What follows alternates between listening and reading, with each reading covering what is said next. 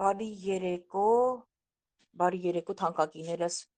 փառք ես բացված լուսաբացի համար։ Շնորհակալ ենք Հիսուսին, որ եւս մեկ հնարավորություն տվեց իր շուրջը հավաքվելու եւ իր անունը փառավորելու։ Թանկագին Հիսուս, ես աղաչանք եմ բարձրացնում, որ այս ժամերը, որ պիտի անցկացնենք, Հայրս, լինի օծության դաշտ, լինի օրհնության դաշտ, իմ Աստված ամեն բան դու անցկացնես եւ թլպատես մեր ականջները, մեր սիրտը, մեր միտքը, մեր հոգին, մեր շունչը, մեր մարմինը, որ կարողանանք անարատությամբ Տեր վերցնել այն ամենը, ինչ պատրաստել ես իմ եղբայր միջոցով։ Օրհնում եմ քեզ, Վահե եղբայր ջան, եւ թող Տերը օծի եւ Սուրբ Հոգին խոսի քո միջոցով։ Լսում ենք քո փառաբանությունը եւ խոսքը։ Տերը շատ օրհնի ձեզ։ Որքան կուզեմ օրհնյալ Տերին, փառվեմ քո կրծքին, որ պատմեմ քեզ ցավերս բոլոր, բացեմ սիրտը իմ, բացատրես ինձ քո սերն անհուն, որ ես հասկանամ, եւ այսուն այն կյանքի մեջ քեզ չմոռանամ, բացատրես ինձ քո սերն անհուն, որ ես հասկանամ,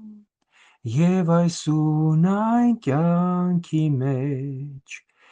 քեզ չմոռանամ, ձեռքերիդ մեջ է կյանքը իմ, այնտեղ երկնքում, ուր սուրբերն ու հրեշտակները քեզ են գովերգում, թագավորիր դու իմ սրտում, երկնային փառքով, որ ձգտի երկինք սիրտն իմ, ապրեմ քեզանով, թագավորիր դու իմ սրտում, երկնային փառքով, որ ձգտի երկինք սիրտն իմ, ապրեմ քեզանով, ով Տեր դու շատ բարձրերում ես, բայց սրտով խոնար,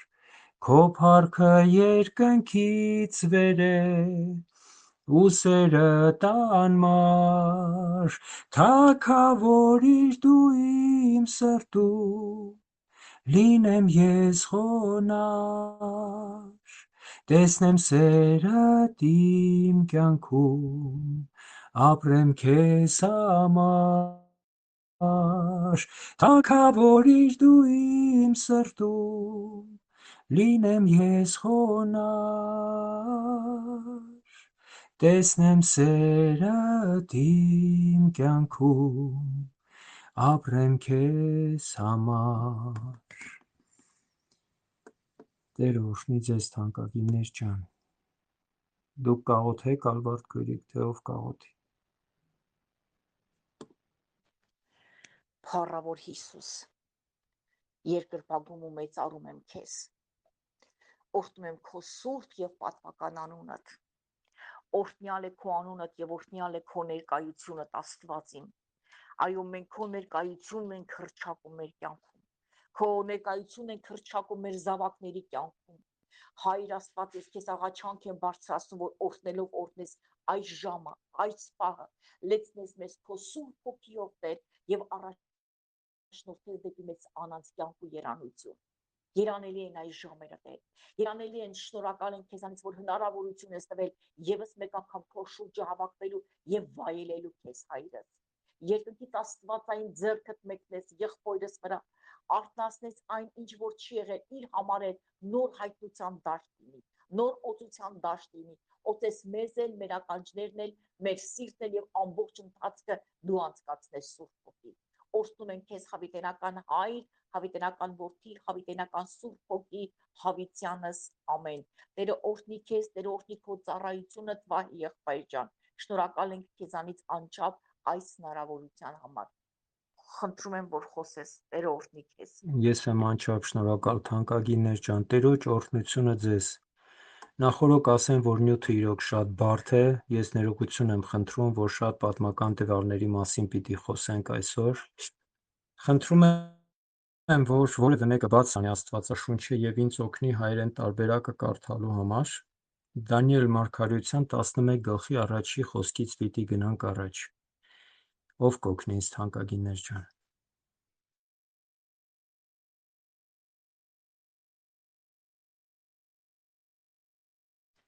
Եթե չկա Արաքես, Բայց Դանիելի որը 11 Այո, Դանիելի 11 Ես կասեմ կոնկրետ որ խոսքերը Այո, կարդաք, ես դուք կպատասխանեմ։ կկարդաք և մենք կխոսենք, լավ: Այո, բարի։ Հիմա խնդրում եմ, որ առաջի երկու համարը կարդաք, Նարաքույրիկ ջան, և գնանք առաջ: 11-ի 1-2 առաջի երկու Մարաց Դարեհ թագավորի առաջին տարում նրա հետ կանգնեցին նրան հաստատելու ուժ տալու համար։ Հայետ էր էլի։ Եվ հիմա քեզ ճշմարտությունը ցույց կտամ։ Չէ, մի Ահա հատ էլ դեռևս առաջինը կարդացեք էլի: առաջինը Մարաց Դարեհ թագավորի առաջին տարում նրա հետ կանգնեցի նրան այո, հաստատելու և ուժ տալու համար։ Եվ հիմա քեզ ճշմարտությունը ցույց կտամ. ահա դեռևս 3 թագավորներ են բարձրանալու Պարսկաստանում, և չորրորդը նրանց բոլորից ավելի հարուստ պիտի լինի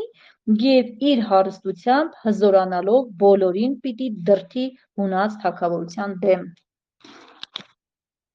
Առաջի երկրորդ Շնորհակալ եմ շատ, Տերը շատ օրհնի: Ուրեմն մենք տեսնում ենք, որ Դանիել մարգարեն ու ընդհանրապես իր մարգարեությունը ինքը շատ հետաքրքիր տվյալներ ունի իր մեջ ընդգրկած, պատմական ստույգ տվյալներ, այնպիսի տվյալներ, թանկագիններ, որ շատ աստվածաբաններ կամ պատմաբաններ իրենք չէին հավատում, որ Դանիելը ապրել է մինչ այս իրադարձությունները: Բոլորը ասում էին, որ Դանիելը ապրել է այս իրադարձություններից հետո, դրա համար էլ այսքան ճշգրտությամբ և մանրակրկիտ կերպով ինքը արտահայտել է այն ամեն պատմական տվյալը, որ հիմա մենք պիտի նայենք: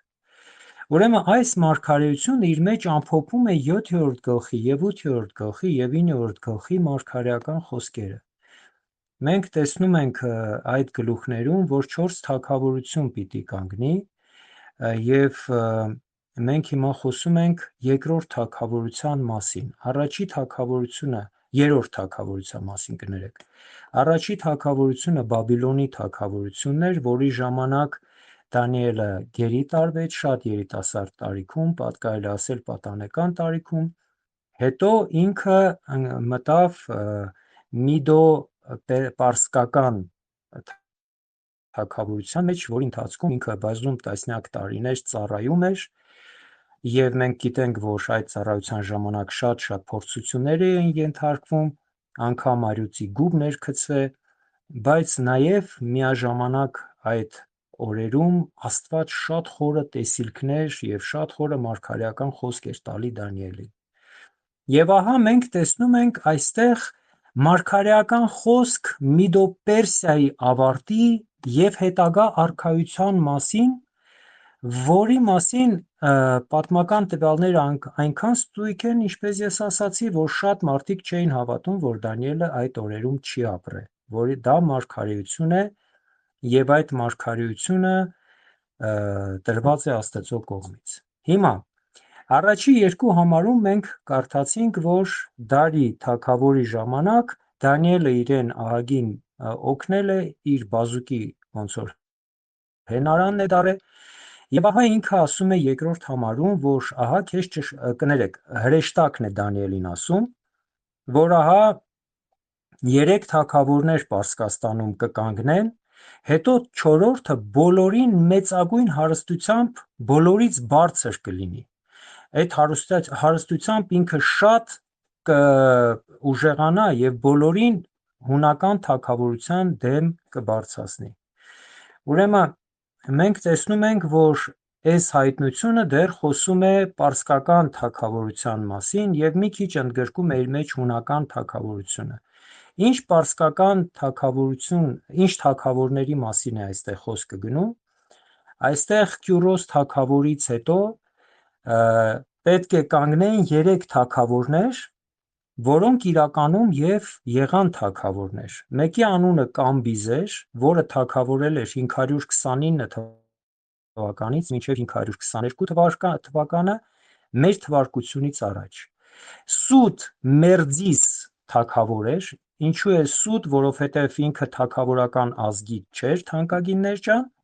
եւ թագավորական ազգից չլինելով ինքը ստով նստել էր ստախոսությամբ, սուտ տվյալներով ինքը նստել էր թագավորական գահին, հետագայում դա շատ արագ բացահայտվեց եւ իրեն գահազրկեցին։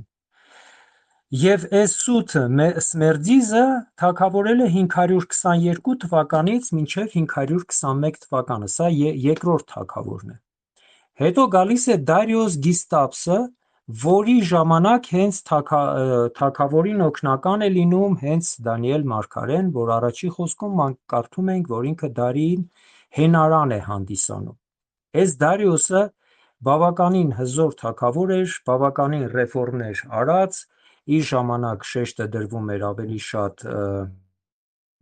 օրենքի վրա եւ հենց դրա վրա էլ իրեն բռնեցին Դանիելի թշնամիները, որոնք ստիպել էին, որ ինքը այնպիսի օրենք գրի, որ ոչ մեկը չի կարող աղոթել 1 ամսվա ընթացքում իրենց Աստծուն, բայց Դանիել այդ օրենքը խախտում էր եւ աղոթում էր։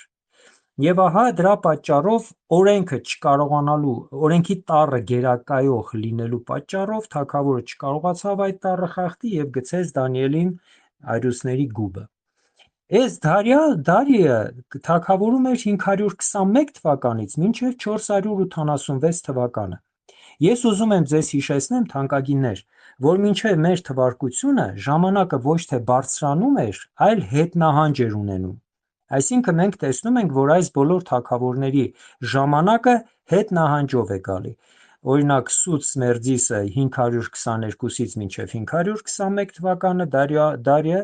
521-ից մինչև 486 թվական, այսինքն նվազում է, որ մինչև Քրիստոսը արդեն ծնունդը իր գազրոյական վիճակի կանգնի։ Եվ ահա այս երրորդն էր Դարիոսը, ինչպես Մարգարեությունը երկրորդ խոսքում ասում է, որ 3 թագավորներ Պարսկաստանում կկանգնեն, բայց պիտի լինի 4-րդը, որ բոլորին կծածկի իր մեծ հարստությամբ։ Եվ ահա ծնվում է եւ առաջ է գալի 4-րդ թագավորը, որի անունը Քսերքս է լինում, թանկագիններ ջան։ Հայերեն Արտաշես երևի, որովհետև այս Քսերքսը, էսա կասեմ ում մասին է, էլի Եսթերի գրքի թագավորն է, որը աննկարագրելի հարստություն ուներ։ Արտաշես, այո։ Ինքը շատ հսկայական կարողության տեր էր, թանկագիններ ջան։ Եվ այդ հարստությամբ ինքը հայտնի էր այնպես, ինչպես ժամանակին հայտնի էր Սողոմոն թագավոր, հիշում եք, չէ՞, Սողոմոնի մասին այնպիսի պատմություններ են պատմում, որ աշխարհի ծայրերից գալիս են, որ այդ մարդուն տեսնեն որպես թագավոր։ Ահա եւ Արտաշեսը կամ Քսերքսը, ռուսերեն հետո դառնում է ինքը Արտաքսերքս, դրա համար էլ դառնում է Արտաշես, ինքը թագավորել է 486 թվականից մինչև 465 թվականը։ Եվ այնուհանդերձ այս բոլոր ունեցվածքը, կալվածքը ունենալով, ինքը ունեցավ մի շատ տխուր իր համար պահ, երբ որ ինքը դուրս եկավ արդեն բարձրացող հունական թագավորության դեմ, եւ ինքը պարտություն ունեցավ։ Պարտություն ունեցավ, թանկագիններ ջան, եւ ահա դրանով մենք տեսնում ենք, որ պարսկական թագավորությունը հասնում է իր ավարտին, իր մայրամուտին։ Եվ մենք մինչ 11 գլուխը, մենք 7-րդ գլխում կարդում ենք, որ լինում է մի լուսան թագավորություն, որը հենց խոսում է պարսկական թագավորության մասին, եւ Դանիելը տեսնում է մի մեծ այծ ծանր պոզերով, որը շատ արագ վազելով գալիս է եւ անգամ իր ոտքերը չեն կպնում հողին, այնպիսի արագությամբ է գալի եւ հարվածում է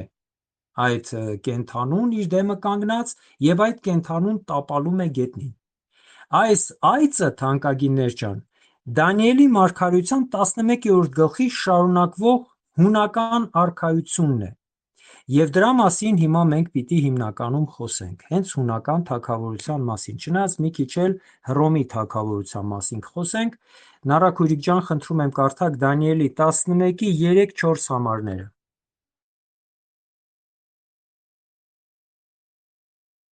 Եղբայր համարները 11-ից, որը 11-րդ գլխի 3-4 համարները։ 3-4, հզոր մի թագավոր է բարձրանալու եւ կարամ մի հատ սկզբից կարդամ, որ իրանց նոր բան լինի, էլի։ Իհարկե կարող եք, ինչ խնդիր կա։ Սկզբից կարդամ, որ ավելի հասանելի լինի։ Ստացեք, Մարակ կարդացեք։ Դարես թագավորի առաջին տարում նրա հետ կանգնեցին նրան հաստատելու եւ ուժ տալու համար։ Եվ հիմա քեզ ճշմարտությունը ցույց կտամ։ Ահա դեռևս 3 թագավոր են բարձրանալու Պարսկաստանում, եւ 4-րդը նրանց բոլորից ավելի հարուստ պիտի լինի, եւ իր հարստությամբ հզորանալով բոլորին պիտի դրդի հունած թագավորության դեմ։ Հզոր մի թագավոր է բարձրանալու եւ մեծ իշխանությամբ իշխելու է ու իր կամքն է գործադրելու։ Եվ երբ կանգնի, նրա թագավորությունը պիտի կոտրվի եւ պիտի բաժանվի երկնքի 4 կողմերին, բայց ոչ իր հաջորդներին, ոչ էլ այն տերության պես, որ նա կառավարում էր, որովհետև նրա թագավորությունը պիտի քանդվի եւ ուրիշինը լինի սրանից բացի։ Շնորհակալ եմ անչափ, շնորհակալ եմ։ Ուրեմն, եթե հիշում եք 7-րդ գլխում այդ եկող այծը ուներ մի հատ մեծ պոս, շատ ծանր մեծ պոս։ Եվ այդ մեծ պոզը հենց խորհրդանշում է այս մեծ թագավորին, որի մասին Դանիելի 11-ի 3-ն է ասում, որը շատ մեծ իշխանությամբ կիշխի եւ կգործի իր կամքով։ Բայց երբ ինքը բարձրանա, ասում է, իր թագավորությունը կքանդվի եւ կկիսվի 4 քամիների ընթացք տված, 4 քամիներով։ Եվ նրա սերունդին չի անցնի իր թագավորությունը, եւ այն իշխանությունը չի ունենա հետագա եկող իրենից եկող թագավորությունը, որով այդ թագավորն էր թագավորում։ Եվ նրա թագավորությունը, որը կենտրոնացած էր եւ շատ մեծ թագավորություն էր, իր մահից հետո կբաժանվի 4 մասի, տարբեր թագավորությունների եւ կհասնի ուրիշներին։ Հիմա բերեք նայենք ինչի մասին է խոսքը գնում։ Պարսկական թագավորությունը, ինչպես ես ասեցի, Քսերքսը պատերազմ մղեց բարձրացող հունական արքայության դեմ, որի իշխանը Ալեքսանդր Մակեդոնացին էր, թանկագիններ ջան։ Ինքը շատ երիտասարդ, շատ խելացի, շատ հաջողակ մի թագավոր էր, որը անընդհատ պատերազմներ էր մղում շրջակա բոլոր ազգերի հետ եւ այնքան մեծ էր իր հաջողությունները, որ ինքը անգամ Հնդկաստան էր հասել, այնտեղ էր, մի խոսքով տարածված էր իր արքայությունը այն ժամանակվա ամբողջ ճանաչված աշխարհով մեկ։ Եվ ահա Սալամին տեղամասում պարսկական թագավորությունը հունական թագավորության հետ բախում ունենալով պարտություն է կրում։ Եվ այդ ժամանակ համաշխարհային գերտերություն դառնում է Հունաստանը, թանկագիններ ջան։ Ուրեմն, ինչպես ես շեշտեցի, Քսերքսը կամ Արտաշեսը այդ պայքարի ժամանակ պարտվեց եւ պարսկական թագավորության իշխանությունը եւ ազդեցությունը սկսեց նվազել, իսկ արտոնությունը եւ հզորությունը անցնում էր հունա-մակեդոնական թագավորությանը, որը երրորդ համաշխարհային լիդերն էր։ Առաջինը, ինչպես շեշտեցի, Բաբիլոնն էր, երկրորդը պարսկական թագավորություն էր, Միդո-պարսկական, երրորդը դա հունական թագավորություն է, հուն մակեդոնական։ Եվ իր ներկայացուցիչը Ալեքսանդր Մակեդոնացին էր, շատ երիտասարդ անձնավորություն եւ շատ հաջողակ թագավոր։ Բայց ցավոք սրտի իր կյանքը շատ կարճ տևած եւ 32 տարեկանում ինքը մահանում է, նվաճելով այն ժամանակվա ամբողջ աշխարհը, արդեն իմանալով, որ ինքը պիտի մահանա, ինքը հետ է գալիս թուլացած վիճակում, գալիս է Բաբիլոն եւ Բաբիլոնում մահանում է եւ այն արքայությունը, որը ինքը կառուցում էր, թանկագիններ ջան, չի անցնում իր սերունդին։ Ինքը ունենում է 2 երեխա, բայց իր սերունդը չի ժառանգում իր արքայությունը։ Նաև ինքը ուներ եղբայր, ասենք եթե երեխաները չժառանգեին այդ գահը, եղբայրը պիտի ժառանգեր, բայց եղբայրը հոգեկան խնդիրներ ուներ, թանկագին իմ եղբայրներ, քուրեր, եւ չէր կարող այդ ամբողջ տիրակալության վրա իշխեր։ Դրա համար Ալեքսանդր Մակեդոնացու մահից հետո հետաքրքիր մի բան է տեղի ունենում, թանկագիներ ջան։ Ուրեմն ասեմ նաև, որ Ալեքսանդր Մակեդոնացու ժամանակ հրեաներն էլ ընկնում են իր հպատակության տակ եւ հունական կուլտուրան սկսում է Հրեաստանում գերակայել, գերակշռել։ Դրա համար, երբ որ մենք Հիսուսի ժամանակներն ենք տեսնում, մենք տեսնում ենք, որ հունական լեզուն շատ տարածված էր այդ ժամանակ եւ տարածված էր իր խոսակցական տարբերակը, որը մենք անվանում ենք կոյնե լեզու։ Ոչ թե մաքուր հունական, այլ ժողովրդական խոսակցական, օրինակ ոնց որ մեր Վանաձորի բարբառը։ Այդ բարբառն է կոչվում էր կոյնե։ Ուրեմն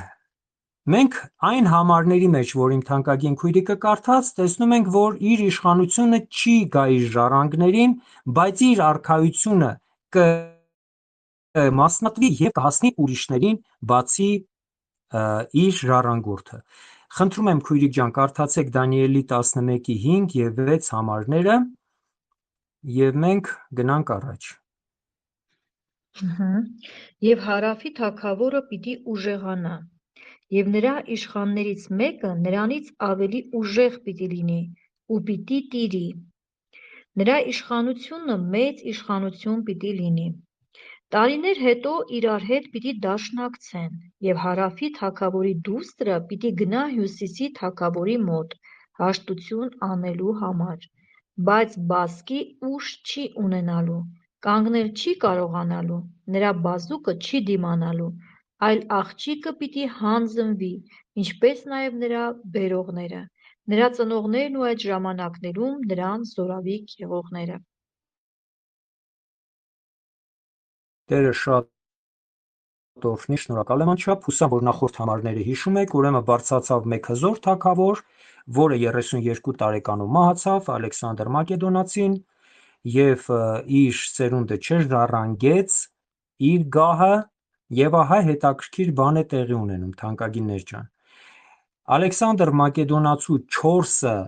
գեներալները կամ 4 զորավարները իրենք Ալեքսանդր Մակեդոնացու արքայությունը կիսում են 4 մասի։ Այդ զորավարները կոչվում էին դիադոխաներ, այսինքն 4 դիադոխայի կիսեցին այդ Ալեքսանդր Մակեդոնացու մեծագույն արքայությունը։ Մենք այսօր, ոչ թե մենք, այլ այս մարգարեական խոսքը այդ 4-ից շեշտը դնում է 2-ի վրա։ Այն 2-ը չի իր մեջ ընդգրկում, ինչու, որովհետև այն 2-ը կապ չունեին Իսրայելի հետ։ Կար 2 թագավորություն, որը անմիջապես կապ ուներ Իսրայելի հետ, ինչու, որովհետև այդ 2 թագավորության մեջտեղում էր գտնվում Իսրայելի թագավորությունը, մեկը հյուսիսի թագավորն էր, մեկը հարավի թագավորն էր, կամ մեկը Սիրիայի թագավորն էր, մեկը Եգիպտոսի, բայց այն 2-ը Իսրայելի հետ կապ չունեին, դրա համար մարգարեությունը նրանց վրա չի կենտրոնանում, բայց ուղղակի մեր իմանալու համար ասեմ, որ այդ չկենտրոնացող թագավորություններից մեկը Մակեդոնիան եւ Հունաստանն էր, եւ այնտեղ թագավորում էր Անտիգոն Միաճկանին, միաճկ ուներ եւ իր ածականը Միաճկանի էր, Անտիգոն Միաճկանին։ Եվ 4-րդ թագավորությունը Ֆրակիայի թագավորությունն էր կամ Պերգամի թագավորությունն էր, որի ժառանգորդները ատալիդներն էին, թանկագիններ ջան, եւ այդ թագավորությունը հիմնել էր Ֆիլետերը։ Մի խոսքով, այս 2 թագավորության վրա մենք հիմա չենք կենտրոնանալու։ Մենք գալիս ենք առաջի 2 թագավորության վրա, որը անմիջապես կապված է հրեաների հետ, եւ իրենց ամբողջ պայքարը այդ 2 թագավորության մեջ առնչվում է Իսրայելի հետ։ Դրա համար այս թագավորությունները այս մարգարեության մեջ շեշտվում են, թանկագիններ ջան։ Ուրեմն այս 2 մարգարեության թագավորությունները, ինչպես ես ասեցի, մեկը Սիրիան է, մեկը Եգիպտոսն է, եւ մեկը կոչվում է, օրինակ, եգիպտական թագավորությունը կոչվում է Պտոլեմեյների թագավորություն, որովհետև ընդեղի թագավորները հիմնականում անունը կրում էին Պտոլեմեյ, իսկ Սիրիայի թագավորները կոչվում են Սելևկիդների թագավորությունը, ինչու որովհետև այդտեղի հիմնական թագավորները Սելևկներն էին։ Եվ ահա մենք այս թագավորությունների մասին պիտի խոսենք, ինչու որովհետև զարգացնում է թագավորական այս ճյուղը հենց ինքը մարգարեությունը, թանկագիններ ջան։ Դրա համար մենք շեշտը պիտի դնենք այս երկու թագավորության վրա։ Ուրեմն, մարգարեությունը ասում է, որ այդ թագավորներից մեկը եգիպտական թագավորը ժամանակի ընթացքում շատ ուժեղ արքա է դառնում, շատ հարուստ թագավոր։ Բայց դա չի նշանակում, որ Սիրիայի թագավորը աղքատ էր եւ նվազ, ոչ։ Նա էլ ուներ իր իշխանության բաժինը եւ նույնքան թագավոր որպես հարուստ էր եւ իշխան էր, ուժեղ էր։ Նրա թագավորությունը Ֆրիգիայից մինչև Հնդկաստան էր տարածվում, թանկագիններ ջան, Սիրիայի թագավորի, էլի, Սելևկի թագավորի։ Եվ այս թագավորությունների մեջ անընդհատ պայքար էր գնում եւ կարող եք կներեք այս բառի համար գուշակել, թե իրենց հիմնական բախումները որ պետության տարածքում էր լինում, ով կասի։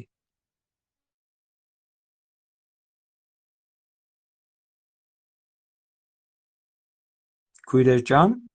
ասում է Իսրայելի։ Այո, Իսրայելի տարածքում հիմնական բախումները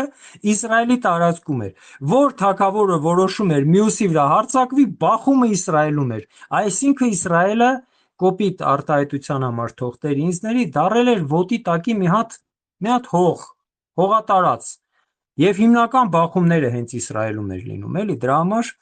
այդպես հետաքրքիր է այդ մարգարեական խոսքը զարգանում է այդ ուղղությամբ։ Ուրեմն, ինչ է տեղի ունենում։ Պտոլեմեյների, այսինքն եգիպտական թագավորության թագավորները փորձ են անում, թանկագիններ ջան, երկու թագավորությունը իրար հետ միացնեն,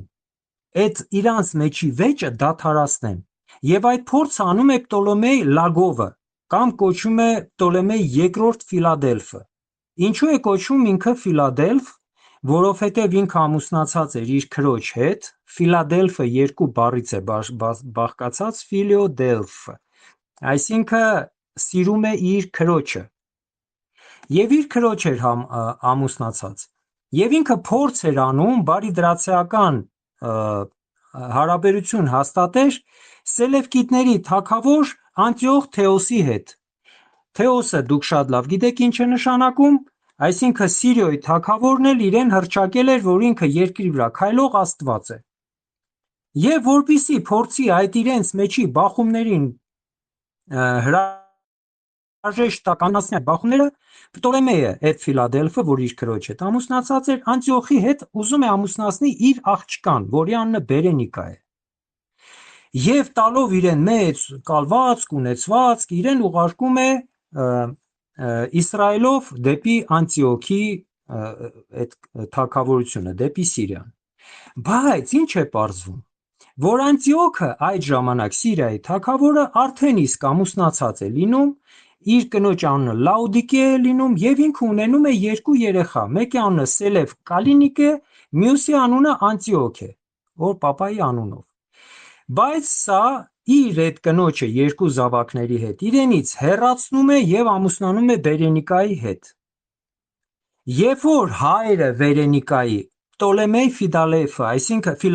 այսինքն Եգիպտոսի թագավորը մահանում է, առաջի կնոջը Անտիոքը բերում է էլի իր արքայական այդ բանը,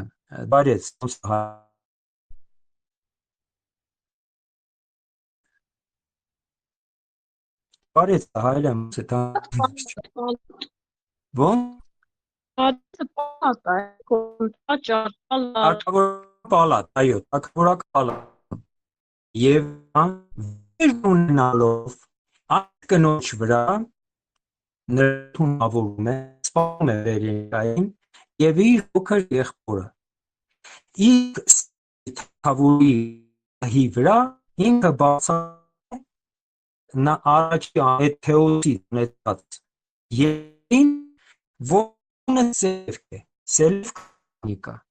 ուրեմն մարգարեություն բառորեն կատարվում է, տեսեք երբ ասում, բայց թվում հայաստան առաքուրջան 11:6 Լավ չի լսվում, տեղը փոխեք, որ լսվի, լավ չի լսվում։ Կտեսվում է այդ որ ձայնաման։ Այո, չի լսվում։ Ժողովուրդ ջան, մեր մոտ ուղղակի շատ անպած է եւ երբ որ ամպում է ինտերնետը խնդիր է տալիս, էլի։ Հիմա լսվում է։ Լավ է, հավահեր։ Կարող է ուղղակի այդ ամպերի պատճառով, Այո։ Խնդրում եմ մի հատ 6-րդ համարը մի հատ է կարդացեք։ Տարիներ հետո իրար հետ պիտի դաշնակցեն։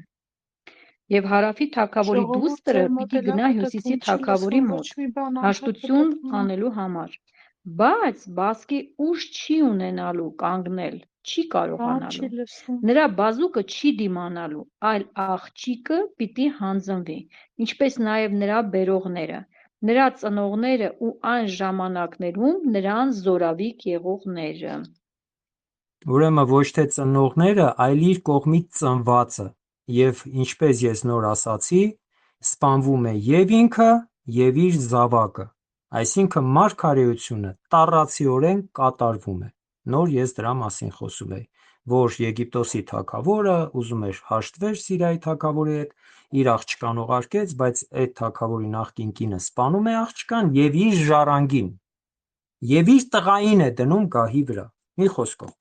Հիմա գանք, խնդրում եմ, Դանիելի 11, 7, 8, 9 համարները։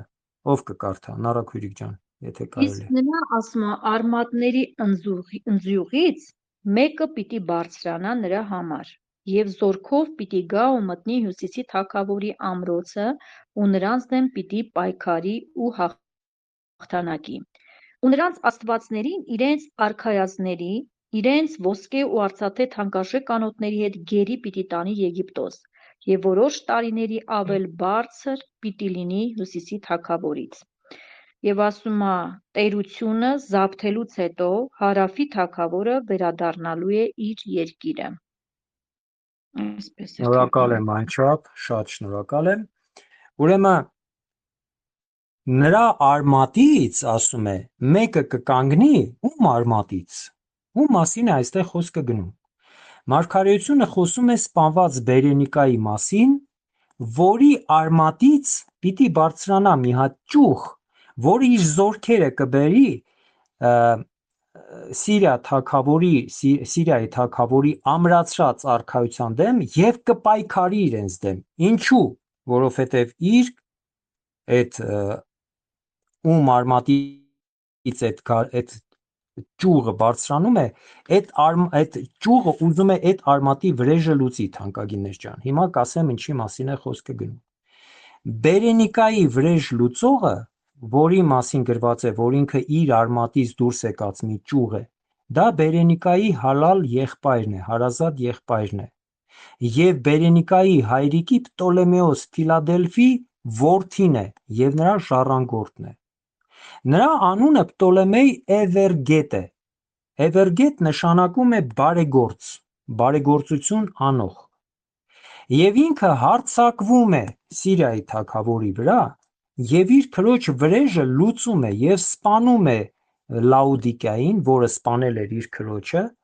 եւ Սիրիային պատկանող բոլոր շրջանները գրավում է։ Կիլիկիան, Պամֆիլիան, Հոնանը, Իսրայելն էլ այն ժամանակ պատկանում Սիրիային։ Եվ միակ բանը, որ կանգնացնում է այս թագավորի արշավը Սիրիայի այդ տարածքներով, այն է, որ մեկ էլ իրեն լուր է հասնում, որ Եգիպտոսում մեծ ապստամբություն է, վաստանի է։ Եվ ինքը ստիպված հետ է գնում այդ արշավի ժամանակ, կանգնացնում է իր արշավը, հետ է գնում Եգիպտոս, բայց հետ գնալուց, թանկագիններ ջան, ինքը իր հետ այդ բոլոր իր կողմից պաշարված շրջաններից անթիվ հարստություն է տանում իր տուն Եգիպտոս, մոտավորապես հաշվարկներով դա 40,000 տաղանդ արծաթ է, 2500 թանկարժեք անոթներ և կուռքեր, իսկ կուռքերը հիմնականում սարքում էին կամ արծաթից կամ ոսկուց։ Մի խոսքով, և այդ հարստությամբ ինքը հետ է գալիս, և նրա համար, որ ինքը այդ հարստությամբ հետ է գալիս, այդ Պտոլեմեոսի հենց ածականը կամ կոչումը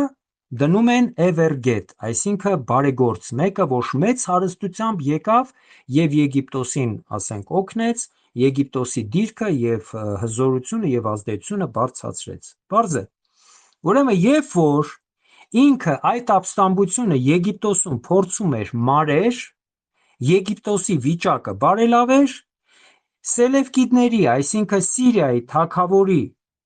թագավորության թագավորը փորձում է Մալազիայի, փոքր ասիական երկրների, ոչ թե Մալազիայի, այլ փոքր ասիական երկրների իշխաններին իր կողմը կանչել, գայթակղել, բերել, դարձնել իրեն կողմնակից և գնալ եգիպտական արքայության դեմ, որ հերթական հաղթանակը տանի, բայց երբ ինքը դուրս է գալ եգիպտական արքայության դեմ, այդ մեծ բախման ժամանակ Սիրիայի թագավորը պարտություն է կրում և շատ քիչ իրեն հետևորդների հետ է գալի Անտիոքիա։ Այսինքն մարգարեությունը էլի բառ առ բառ կատարվում է, 11:9 գրված է. և ինքը մեծ արշավ կկազմակերպի, այստեղ գրված է Յուժնվա ցարя, հարավի թագավորի, բայց հետ կգա իր երկիրը, որովհետև պարտություն կկրի։ Մի խոսքով, տեսնում ենք, որ այս բոլոր մարգարեական խոսքերը, որը քույրիկը կարդում է, բառ առ բառ պատմության մեջ կատարվում է, թանկագիններ ջան։ Հիմա խնդրում եմ, որ կարդաք Դանիելի մարգարեության 11-ի 10, 11, 12 և 13-ը։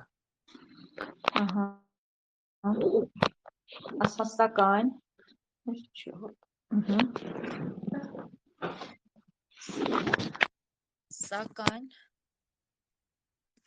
նրա որդիները խռովություն են բարձրացնելու ու զորքերի մեծ բազմություն են հավաքելու, և մեկը ստույգ պիտի գա, հեղեղի նման Կներեք մի վայրկյան,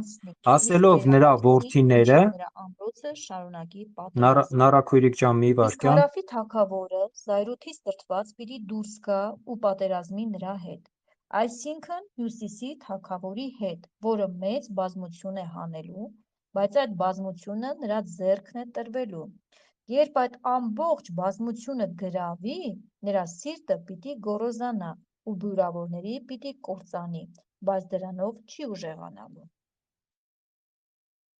ժողովուրդ, իմ ձայնը չի լսվում, թե լսվում է։ Լսվում է, Հա, վայ եղա ջան։ հա, պարզ է։ Ուրեմն, ինչ է տեղի ունենում այն պարտությունից հետո, երբ Սիրիայի թագավորը եգիպտական թագավորի դեմ պարտվում է և հետ է գալի Անտիոքիա, ինքը մահանում է, թանկագիններ ջան։ Ինքը մահանում է և գահին նստում է իր որդին, որի անունը Սելևք Կեռավն է, էլի Սելևկիդների, ասենք, ժառանգն է։ Իր թագավորությունից թագավոր որպես նստելուց հետո, 2 տարի հետո ինքը թունավորվում է իր ծառաների կողմից և ոչ մի բան չի հասցնում նախաձեռնի եգիպտացիների դեմ։ Իրենից հետո գահին նստում է Անտիոքը, որը ուզում է իր արքայությանը միացնի մինչ այդ կորցրած Կելեսիրիան, Փյունիկը, Ֆինիկիան և էլի պատերազմ է սկսում եգիպտական թագավորի դեմ, Պտոլեմեոս Ֆիլոպատրի դեմ։ Ֆիլոպատրը, թանկագիններ ջան, թարգմանվում է որպես հորը սիրող։ Ուրեմն, հերթական Սիրիայի թագավորը նստում է իր եղբոր մահից հետո և փորձում է հերթական պատերազմը սկսի եգիպտական թագավորների հետ։ Հիմա ինչ է տեղի ունենում։ Այդ պատերազմը էլի պիտի լինի հրյաների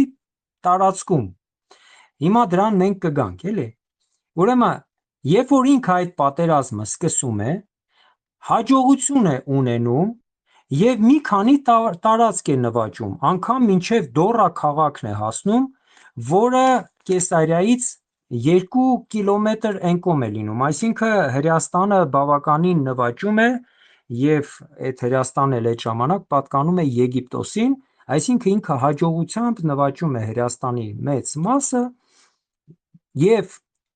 եգիպտական թագավորը տեսնելով այս Սիրիայի թագավորի այս հաջողակ նվաճումները եւ արշավը ստիպված է լինում իր հետ 4 ամսվա պիրիմիրիա կնքի, այսինքն հաշտություն կնքի, հաշտության պայմանագիր կնքի։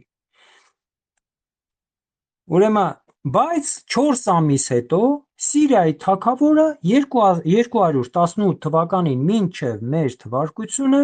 եւս մեկ արշավ է սկսում եգիպտական թագավորի դեմ,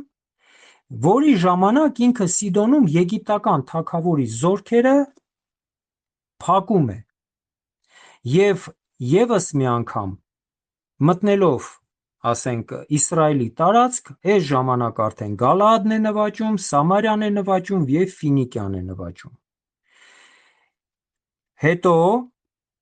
ուժեղանում է արդեն եգիպտական թագավորը, թանկագիններ ջան, եւ 217 թվականին հիմա էլ եգիպտական զորքն է դուրս գալի Անտիոքի դեմ 70,000 քայլող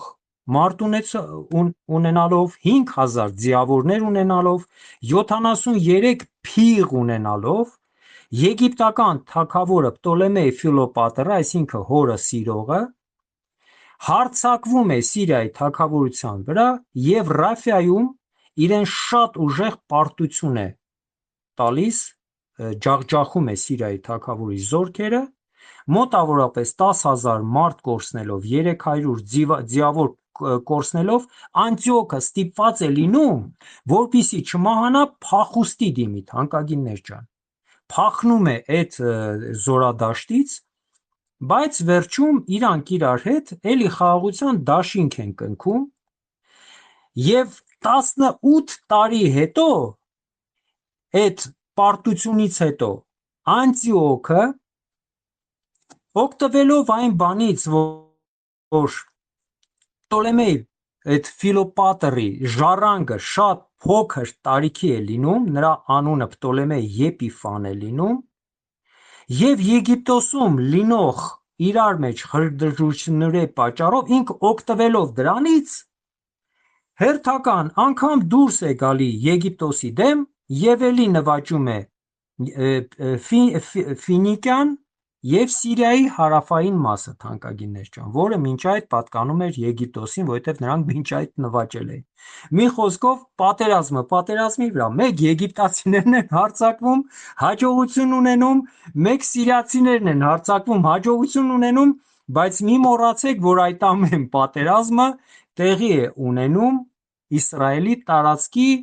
եւ մեջ եւ շուրջ, այսինքն Իսրայելը անընդհատ կամ մեկի գերության տակ է, կամ մյուսի գերության տակ է։ Եվ մենք հիշում ենք, թանկագիններ ջան, որ այս ամենը տեղի է ունենում Իսրայելի մեղքերի պատճառով, որովհետև Իսրայելը հետ է դառնում Աստծուց, կենդանի Աստծուց, ցավոք սրտի իրենց սրտով չի պատկանում Աստծուն, դրա համար էլ Տերը թույլ է տալի, որ այս ամենը Իսրայելի հետ տեղի ունենա։ Ասեմ ձեզ նաև, որ այս ամենը, ինչ հիմա ես ձեզ նկարագրում եմ, գրված է Մակաբյան առաջի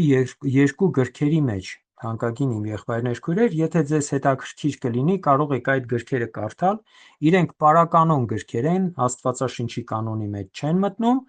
բայց շատ հետաքրքիր գրքեր են պատմական տեսանկյունից։ Ուրեմն,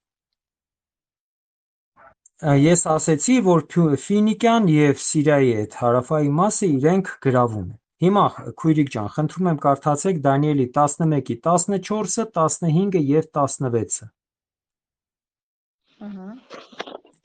Ուրեմն 12-ը կարդացել եմ։ Քանի որ Հյուսիսի թագավորը պիտի վերադառնա եւ նախորդից շատ ավելի մեծ մի բազմություն բերի, մի քանի տարուց հետո անպատճառ պիտի գա մեծ զորքով եւ մեծ հարստությամբ, եւ այն ժամանակները շատերը վեր են կենալու Հարավի թագավորի դեմ, նաեւ քո ժողովրդի կողոպտիչների որդիները պիտի ոտքի ելնեն, որպեսզի տեսիլքը հաստատեն, բայց պիտի ընկնեն։ Այսպես Հյուսիսի թագավորը պիտի գա, հողապատնեշներ պիտի բարձրացնի ու պարսպավոր քաղաքները գրավի, Հարավի բազուկները կամ նրա ընտրյալ ժողովուրդը չեն դիմանալու, դիմադրելու ուժ անգամ չեն ունենալու։ Մինչև 16։ Շնորհակալ եմ անչափ։ 16-ը ներառյալ կարդացեք, էլի։ Եվ նրա դեմ եկողն իր ուզածն է անելու, եւ նրան դիմադրող չի գտնվելու։ Փառավոր երկրում պիտի մնա ու իր ձեռքով այն պիտի ավերի։ Շնորհակալ եմ շատ։ Ուրեմն, ինչպես ասացի, մեկ հաղթում էր Եգիպտոսը, մեկ հաղթում էր Սիրիան։ Հիմա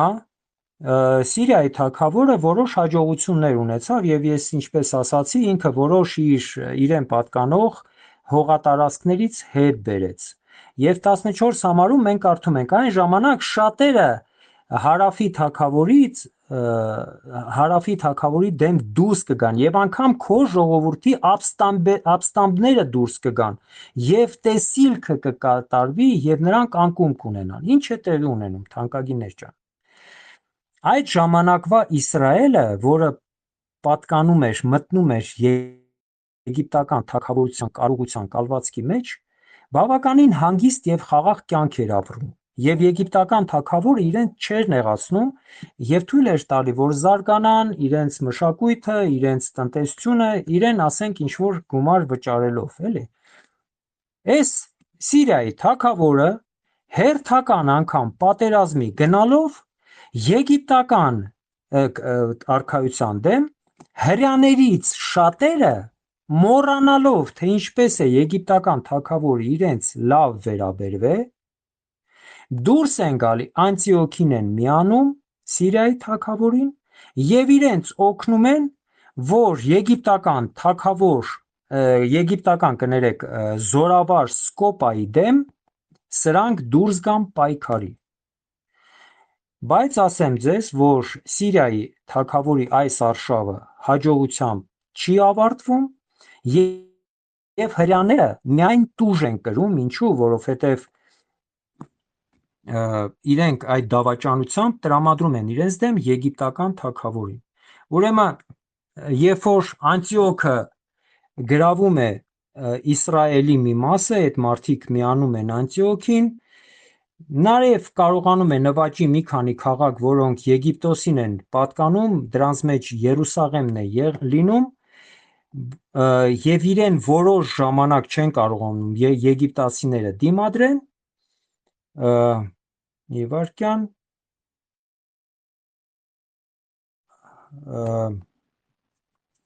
Սկոպան, այդ զորավարը 198 թվականին կել է Սիրիայի մոտ, Պարաժենը ոնց է պարտվում է Սիրիայի թագավորի զորքերին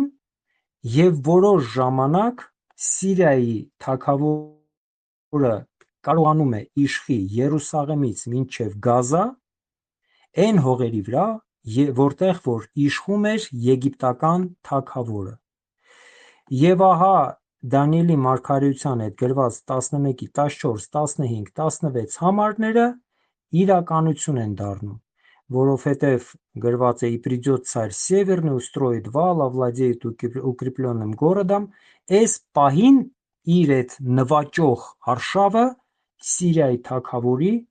այսինքն հյուսիսի թագավորի որոշ հաջողությամբ է վերջանում եւ եգիպտական այդ Սկոպա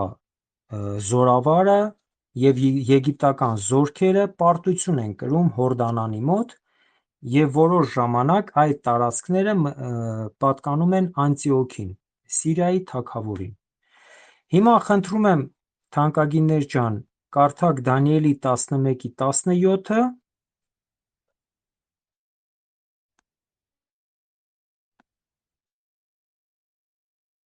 ով կկարդա։ Հեսա կարդամ, եղբայր։ Եվ ասում է. 17-ն եմ կարդում, ասում եմ նաև մտադրվելու է իր թագավորության ամբողջ զորությամբ, ներս մտնելու դաշնակցել նրա հետ, եւ դա անելու է նրան խաբելով, իր կանանց դստերը նրան պիտի տա, բայց աղջիկը նրա համար չի կանգնելու, ոչ էլ նրա կողմն է լինելու, սրանից հետո նա դեմքը դեպի կղզիներն է ուղղելու ու շատերին է գրավելու, սակայն մի հրամանատար Չէ, վերջ է այդպես չի տալու կարդալ, իրեն չէ, այդպես չի, 17-ը մենակ, ահա Սա, ուրեմն նայեք, թանկագիններ ջան, 16-ում ասում է, ով որ դուրս կգա Սիրիայի թագավորի դեմ,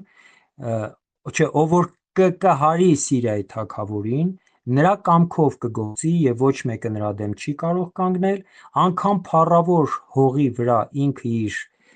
այդ ճամբարը կդնի եւ այդ հողը իր ձեռքից կտուժի, այդ փառավոր հողը Իսրայելի մասին է, ինչպես ես ասացի, որովհետև շատ հրեաներ հարել էին, բայց հետո այս Անտիոքը Սիրիայի թագավորը հրեաներին այնպիսի պայմանների մեջ է դնում, որ իրենք հասկանում են, որ պետք չէր էլի եգիպտական թագավորին դավաճանել։ Եգիպտոսի հետ իրանք ավելի լավ էին ապրում, քան Սիրիային պատկանալով, որովհետև Սիրիան իրենց ամեն իրավունքներից զրկեց։ Բացի այն, որ զրկեց, նվաճեց իրենց քաղաքները, շատ քաղաքներ մեծամասնությունը, եւ իրենք ուղղակի վնաս կրեցին տանկագներ չան։ Եվ հիմա նույն Սիրիայի թագավորը 17 համարում փորձում է իր թագավորության բոլոր ուժերը հավաքի եւ հետաքրքիր մի բան անի թանկագիններ ջան։ Հետաքրքիր բանը այն է, որ ինքը փորձում է ոչ թե ուժով եւ զորքով նվաճի եգիպտական թագավորին, այլ խորամանկությամբ։ Ինչ է անում։ Այն ժամանակ, երբ որ ինքը Իսրայելին ջախջախում է, հետո Պտոլեմեի հետ, եգիպտական թագավորի հետ ինքը կնքում է խաղաղության պայմանագիր, Պտոլեմեյը թանկագիններ ջան եգիպտական թագավորը այդ ժամանակ որոշ պատմաբանների ասելով 7 կամ 10 տարեկան էր։ Եվ ահա Սիրիայի թագավոր Անտիոքը այս 10 տարեկան երեխայի հետ ամուսնացնում է իր աղջկան Կլեոպատրային, փորձելով ոչ թե զորքով նվաճի Եգիպտոսը, այլ խորամանկությամբ այն բանով, որ իր աղջիկը այնտեղ, ասենք, ունենա մեծ ազդեցություն կշիռ եւ ինքը որպես այդ աղջկա հայրիկ նոր թագավորի եւ եգիպտական արքայության վրա եւ արքայության վրա, բայց հետաքրքիր մի բան տեղի ունենում, որ քանդում է Սիրիայի թագավորը եւ Կլեոպատրան ամուսնանում է այս երեխա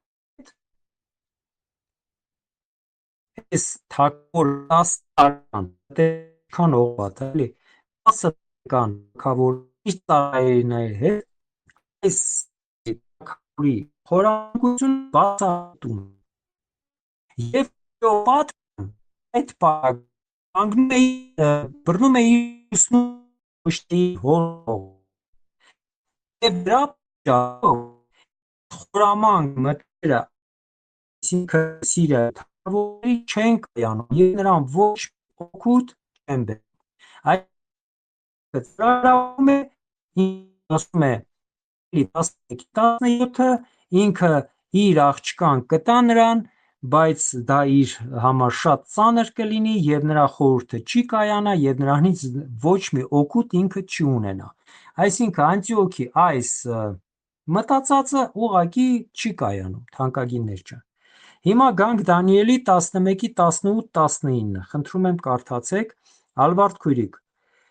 հասնենք Անտիոք Էփիֆանին եւ այսօր կվերջացնենք, էլի որ շատ չհոգնածնենք, լավ։ Շատ բարդ թեմա է, պիտի մարսվի։ Այո, Դանիել 11-18, նայեք, ես շատ խորը չեմ բացատրում, թանկագիններ ջան, աշխատում եմ շատ արագ գնամ, որովհետեւ այս նյութը դուր կգա պատմասերներին, էլի, բայց ասենք սովորական քրիստոնյաներից լիքը մարդիկ կան ասում են, այ մարդ իմը չինա պետք է ամեն ինչը, բերեք թարգեք։ Հա, հիմա մենք թրուցիկ գնում ենք, էլի։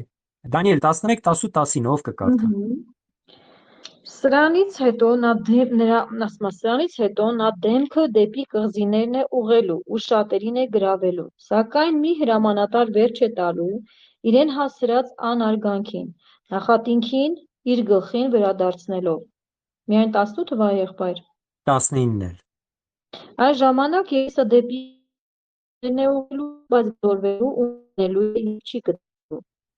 Ուրեմն տեսեք ինչ է Անտիոք այս թագավորը տեսնում է, որ ինքը կարողացավ Եգիպտոս գրավի իր աղջիկը Դավթ ամուսնու կողքը գրավել, իր այս գրալու այս ստասը հայ ցանկությունը մարդը անընդհատ ուզում պատերազմ, անընդհատ ուզում իր երկրամասին ինչ-որ նոր ճումներ միացնել, որ ինձ մինչև մարտկությունը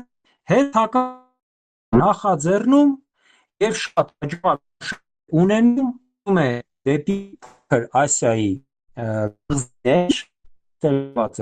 ռիների աստրալիայի դեպի կղզիներ եւ կղզիներից մի քանիսը նվաճում է Ռոդոսը, Սամոսը, Կոլոֆոնը, Ֆոկեան եւ մի քանիսը Եվ ինքը այս արշավով փորձում է գնա առաջ, ավելի շատ նվաճի, բայց մի հատ բայց է տեղի ունենում իր այս հաղթական արշավին վերջ է դնում այն ժամանակվա արդեն բավականին գլուխ բարձրացրած եւ ամրացած հռոմական կայսրության կոնսուլը, որը ուղղակի չի թույլ տալի, որ Անտիոքը առաջ գնա եւ ջախջախում է իր զորքերը 190 թվականին Մագնեզիայի այդ տարածաշրջանում ջախջախից պարտության է ինքը հասցնում Սիրիայի թագավորին իր բոլոր զորքերով այդ Հռոմի ներկայացուցիչը Սպիցիոն Նազիկան էր թանկագիններ ջան այդ որի մասին գրված է որոշ իշխանը չէ 18 համարը Նեկի Վոշց Ոնց է գրած հայերենում եւ ինչ որ իշխան է չէ գրած ընդ 18-ը Որ համարն ասացիք 11-ի 18-ը 18-ում գրված է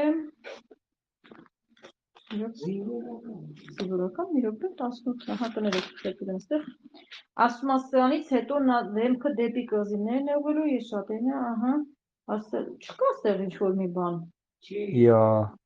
կա ոնց չկա Երուսաղեմին է գրավելու սակայն մի հրամանատար ապրես մի հրամանատար է գրած Այո, ռուսերենում գրած է Նեկի Վոշց, այ հենց է Սպիցիոն Նազիկան, այդ Նեկի Վոշձնը, այդ հրամանատարն է, Հռոմի հրամանատարն է, որը իր եղբայր Սպիցիոն Աֆրիկացին, որ Աֆրիկայի, ասենք, Հռոմի լեգիոններն էր ղեկավարում, իրենք ջախջախում են Անտիոքի զորքերը թանկագիններ ջան։ Պարզ է, եւ իրենց պրոտեկտորատի տակ վերցնում, ինքը Հռոմի իշխանության տակ են վերցնում այդ բոլոր որը Անտիոքը նվաճել է Ռոդոսը, Կոլոֆոնը, Ֆոկեան իրենք սրությունը այս Անտիոքից վերցնում է 190 թվականին մեր թվարկությամբ պարզը Անտիոքը այդ պարտություններով ստիպված է լինում իր համար շատ նվացուցիչ խաղաղության պայմանագիր կրի ներկայացուցիչ հետ եւ ինքը խայտարակեց պատրաստուն ջախջախել են ինչ իրենք զգա խայտարակած երկիր եւ ժամանակի երկու ժողովրդական ապստամբություն սկսում նրան սպանում են եւ ինքը մահանում է թանկագիններ բարդ է այս ոսկերը որ մենք արթում ենք թանկագիններ ջան բառ առ բառ տար առ տար կատարվում են հրես սպանության մասին Դանիելի 11:19 ասում է ինքը իր երեսը իր երկրի կրեպեցների վրա կդարձնի բայց ոտը կսայթակի կընկնի եւ այլևս չի լինի այսինքն մահանում է ժողովրդական այդ ապստամբության պատճառով բարձ է Դանիելի 11:20 խնդրում եմ կարդացեք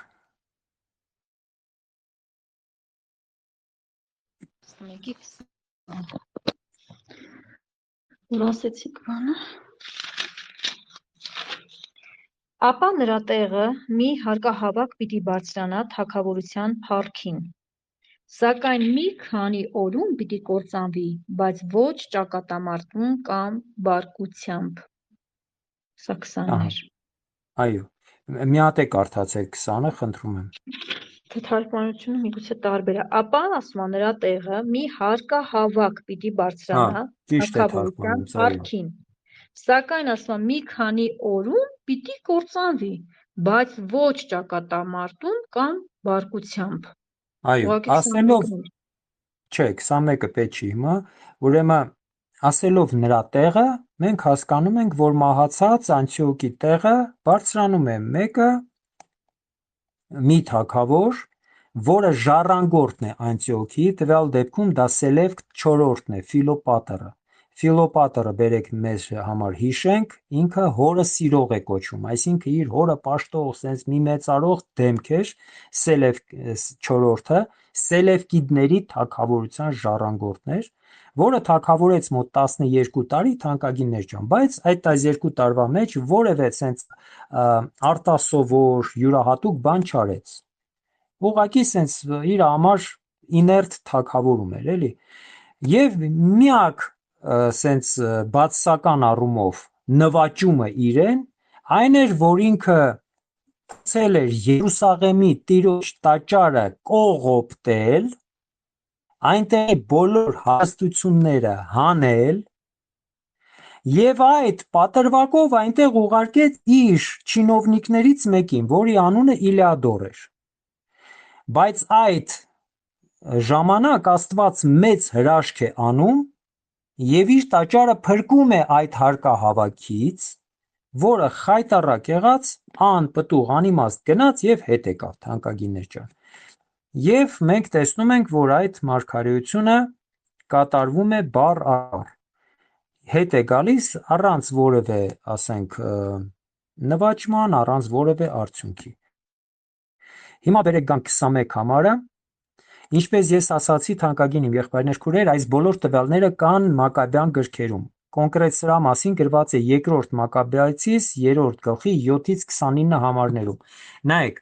ես այս գրքերը չեմ ընդունում որպես Աստծո ներշնչումով գրված, բայց որպես պատմական գրքեր, իրենք շատ ուժեղ գրքեր են, եւ բոլոր պատմությունները, որ մասին Դանիելը մարիանում է,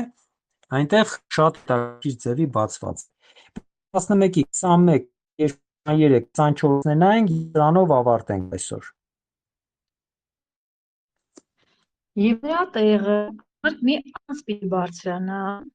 որի արքայական պատիվ չեն տալու, բայց նա հանդարտությամբ գալու ու թագավորությունը շողոքորթությունով գրավելու, ինձ թվում է նեռնա։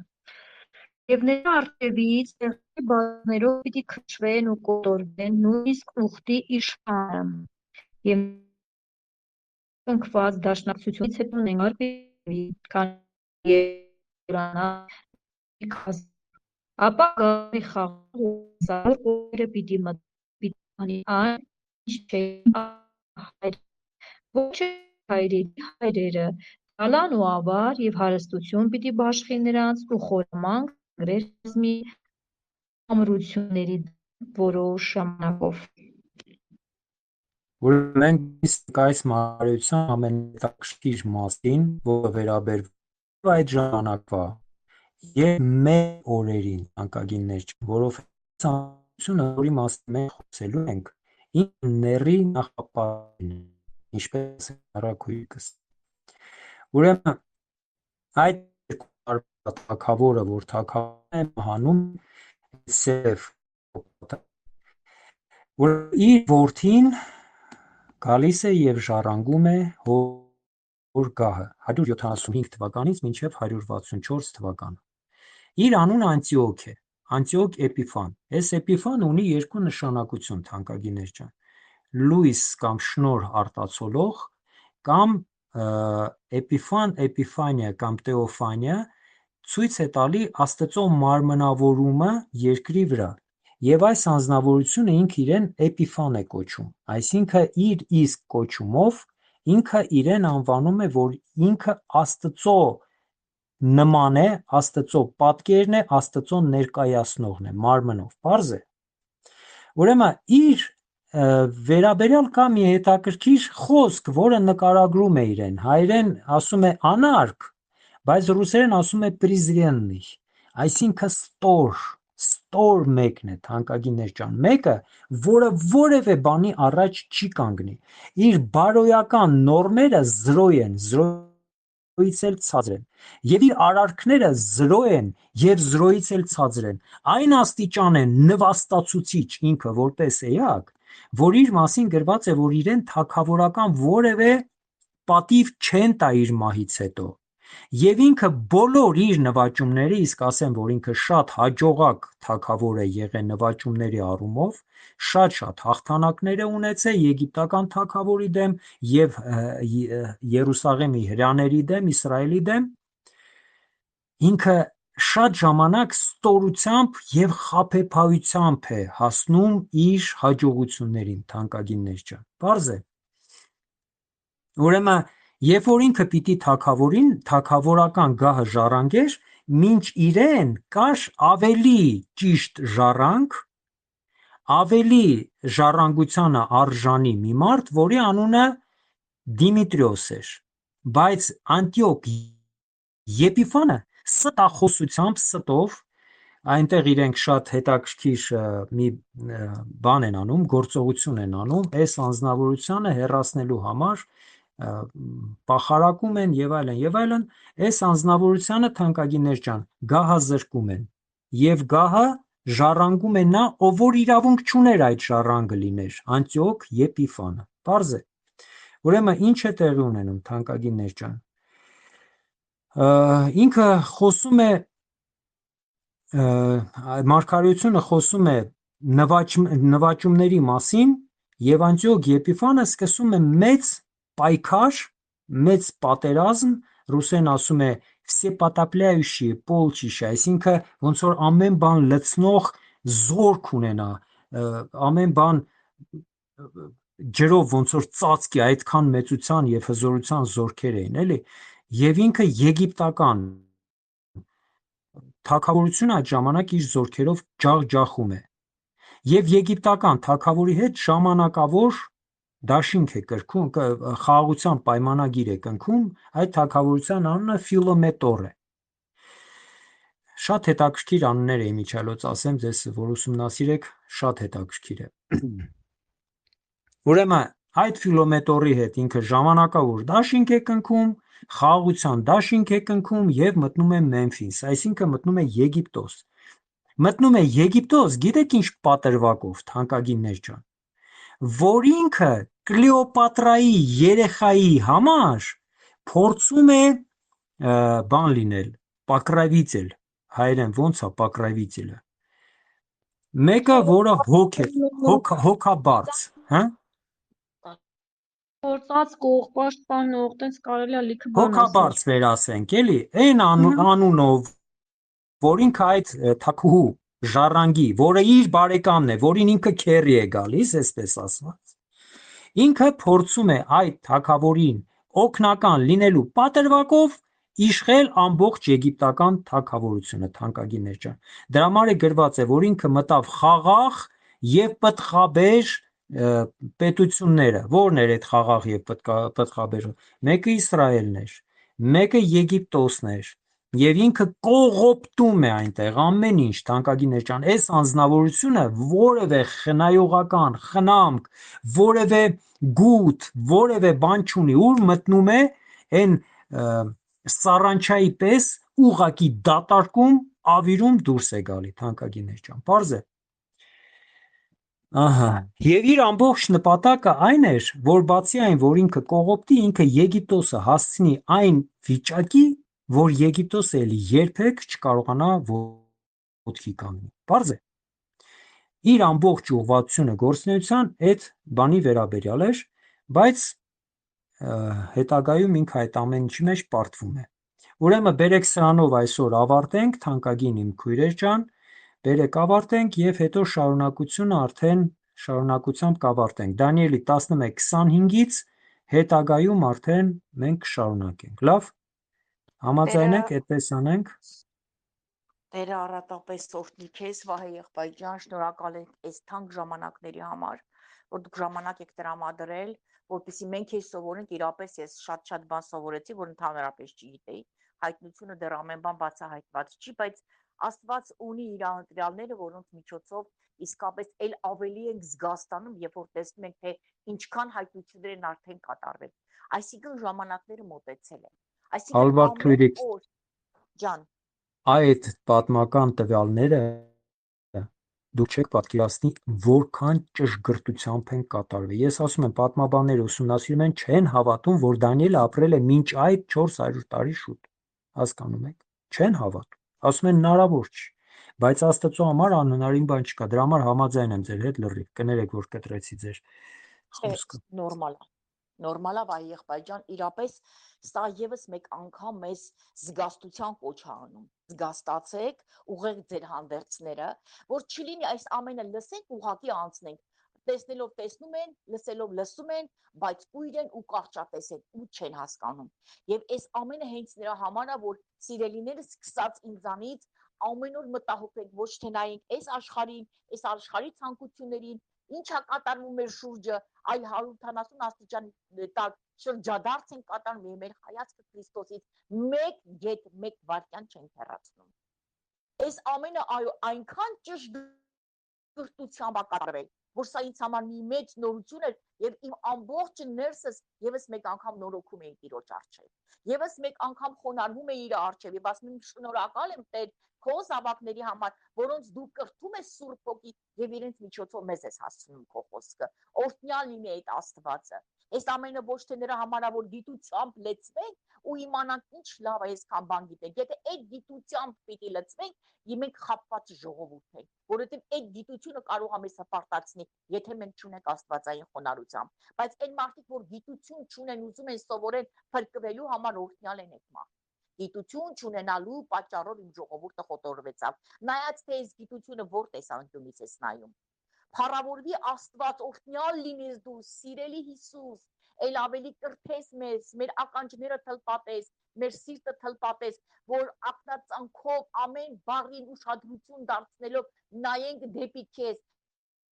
նայենք քո թափած անգին, հաչի անգին արյան գնով գնված մեզ ժողովրդից, որ ողորմություն ես արել եւ միլիարդավոր ժողովուրդներից հենց մեզ ես նախասահմանել, բերել ես ու տանդ մեջ տնկել ես։ Այս ժամանակները գրված ատգիտության ժամանակները անտես անելով Աստված բոլորին հրավիրում է ապաշխարության։ Ապաշխարենք սիրելիներս, ետ դառնանք այն ինչ որ արել ենք, չպիտի անենք։ Այն ինչ որ չենք արել, բայց պիտանի է Աստծո տան մեջ որպես այգեգործներ, ուրեմն անենք։ Օրհնյալ լինես, վայ եղբայր ջան, այո դու այն հազարավորներից մեկն ես, որ Աստված քո միջոցով գործեր է անում։ Կապ չունի, թե մի ժամանակ տգետ ենք եղել, կապ չունի, որ մի ժամանակ չենք ունեցել, չենք հասկացել, բայց այսօր հնարավորություն ունենք ես ու դու հասկանալու, ես ու դու այս ճշմարտության խոսքը ամուր բռնելու։ Օրհնյալ լինես, Վահե եղբայր ջան, շնորհակալ ենք քեզանից եւ մենք շատ կսպասենք, կարելի ասել, ես ամեն օր եմ սպասում։ Ես ամեն օր եմ սպասում խոսքի, ես Թանկագիններ ջան, բերեք պայմանավորվենք, եթե հարմար կլինի, կարող ենք վաղը չէ մյուս օրը ժամը 6-ին շարունակել, եթե ձեզ հարմար կլինի։ Սիրով, ում հարմարա թողա, թեկուս մի հոգի դու լավ ասեցիր, թեկուս մի հոգի ասված Նայեք, ձայնագրությունը այսպես թե այնպես կլինի, էլի։ Ես հասկանում եմ, որ ժամ 6-ը Հայաստանի կամ ուրիշ երկրի։ Ոչ, ձայնագրությունը կդնենք, կլսեն հետո։ Այո։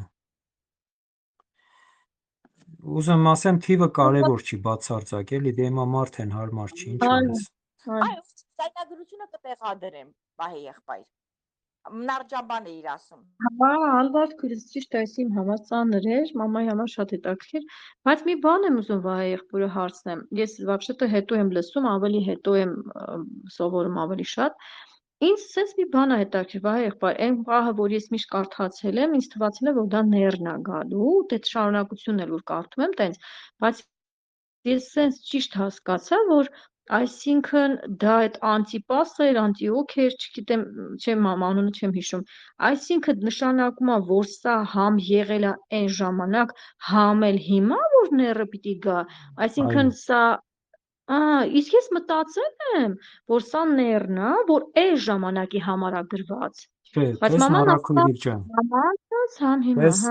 մենք կարդում ենք Դանիելի մարգարեության մեջ ավերվածության պղծության մասին, ճիշտ է։ Այդ ավերվածության պղծությունը ի՞նչ է։ այդ ավերվածության պղծությունը 11-րդ գլխի մեջ պատմում է, թե ինչ է, որպեսզի մեզ համար էլ պարզ լինի, թե ինչպես պիտի գործի նեռը,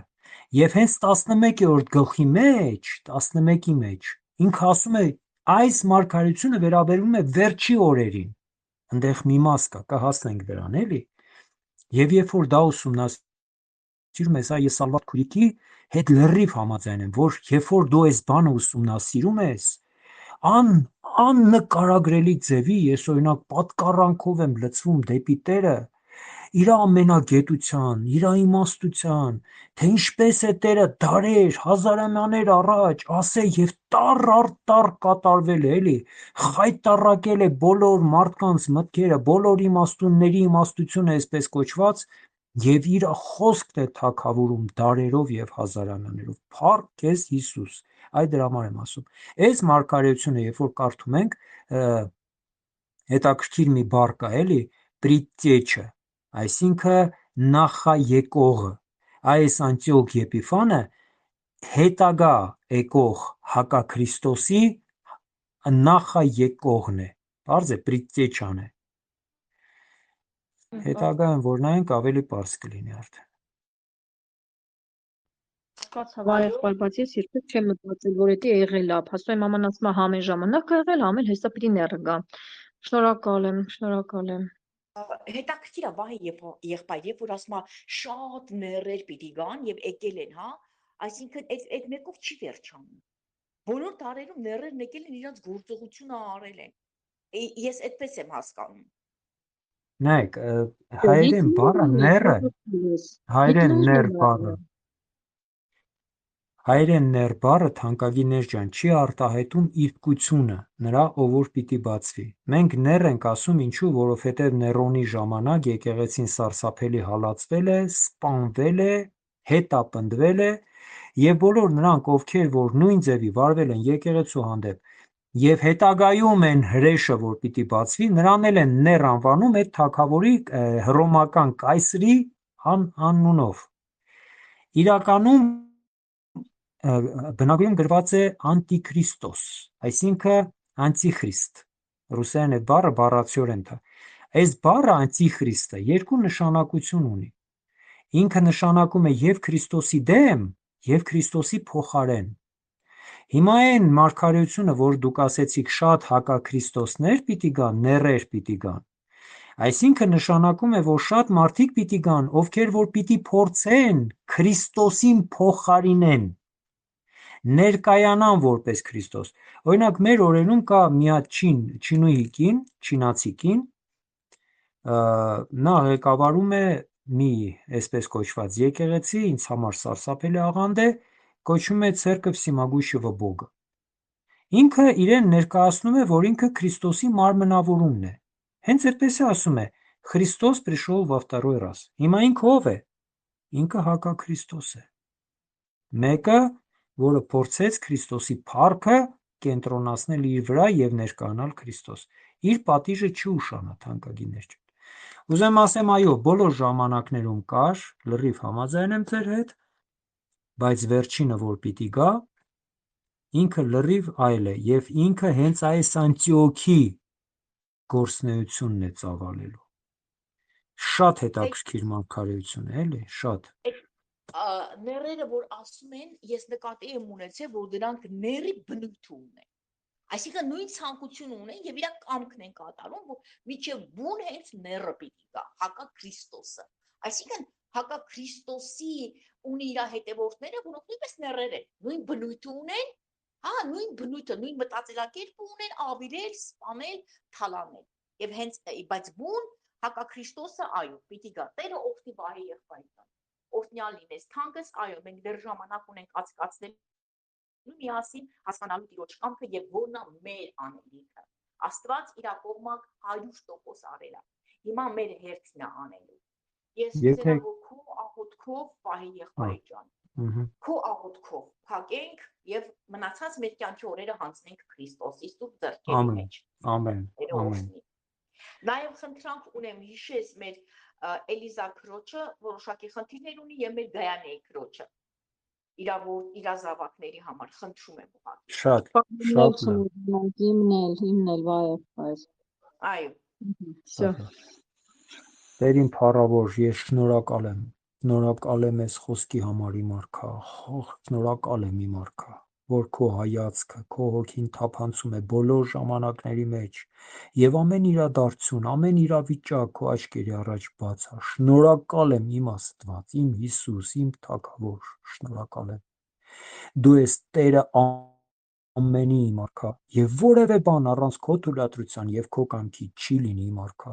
Ես հավատում եմ, որ դու իշխում ես ամեն իրավիճակի վրա, այս մոլորակի վրա բացվող կամ փակվող։ Ես հավատում եմ իմ արքա, որ մենք ապրում ենք իրոք վերջի ժամանակները։ Ես հավատում եմ քո խոսքի զորությանը, Տեր։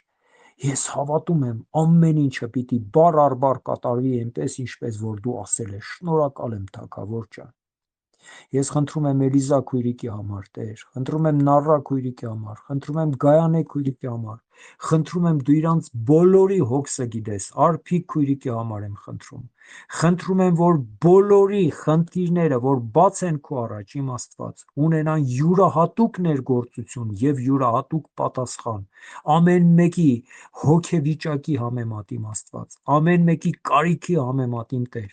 թող քո փառքը երևա ամեն մի պատասխանի մեջ, իմ արքա, որովհետև քո համար անհնարին բան չկա։ Եվ ով որ քեզ հուսա, նա երբեք չի ամաչի։ Քեզ եմ փառաբանում, իմ Տեր։ Ես քեզ եմ հանձնում այս խումբը, այս խմբի հոգևոր վիճակը, ամեն մի մարդուն, Տեր։ Ես քեզ եմ հանձնում ամեն խնդիրը, ամեն մեկիս ընթացքը քո մեջ քայլելու։ Քեզ եմ հանձնում, եւ թող քանդվի ամեն դիվային ներգործություն, ամեն մի հոգու, շնչի եւ մարմնի դեմ Հիսուս Քրիստոսի կենթանի անունով իմ ապավեն։ Տեր ջան, դու ես տիրակալ այս խմբի, դու ես թագավոր այս խմբի, դու ես թագավոր այս ամեն մի մարդու, որ այստեղ ներկա է կամ չեկե այսօր, դու թագավորն ես իրանց, խոսա, շտկի մեր ճանապարհը, փոխի մեր կյանքը, թող քո փառքը երևա, իմ Աստված, ամեն մեկիս հոգևոր աճի մեջ, իմ Հիսուս, թող փառավորվի քո անունը ամեն մեկիս կյանքի մեջ, իմ Տեր, անգամ մեր կյանքի վախճանի մեջ, թող ամեն մեկը տեսնի, թե որքան է հզոր եւ փառավոր Հիսուսը հավիտյանս հավիտենիդ մեծարվես դու, Տեր ջան։ Մենք քեզ ենք հանձնում ամբողջ ընթացքը, փառք Հորը, Որդուն եւ Սուրբ Հոգուն, ամեն եւ ամեն։ Տերը օրհնի թանկագիններ ջան։ Տերը առատապես օրհնի քեզ թանկս, Նայրա ջան, հայր մերով փակեք քաղցր ջան պաշտամունքը։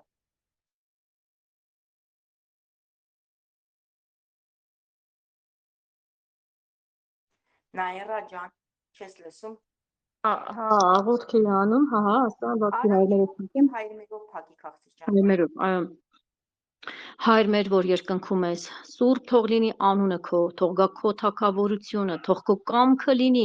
ինչպես երկնքում, այնպես երկրի վրա։ Տուր հացը մեր ամեն օրվա եւ ներիր մեր հանցանքները, ինչպես մենք ենք ներում մերոնց պարտապանած, եւ մի տանիր մեզի փորձության, հապաչարից ազատիր, քանի որ քոնն է զորությունը, փառքը, թագավորությունը, հավիտյանս հավիտենից, ամեն։ Հայր Աստծո սերը, Հիսուս Քրիստոսի շնորհը, Սուրբ Հոգու հաղորդությունը լինի յուրաքանչյուրիս հետ, Աստված բոլորիս հետ, սիրելիներս, այսքանը բարի խաղաղ օրհնյալ